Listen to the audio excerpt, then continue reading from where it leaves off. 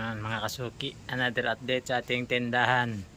Yan, full tank ating mga tinapay at mga candies, paborito ng mga bata. At saka yan, marami rin tayong mga kape,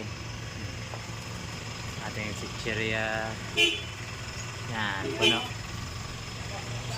Yan, tapos ito mga sari-sari, mga dilata. Medyo labo-labo. Okay, marami na rin bakante na mga ating mga malalamig.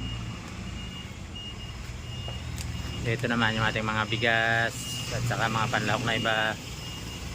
Sibuyas, bawang, itlog. And then meron din tayong mga cup. Mga naghahanap ng cup meron. Meron din tayong plato yung sa mga birthday yan. Yes.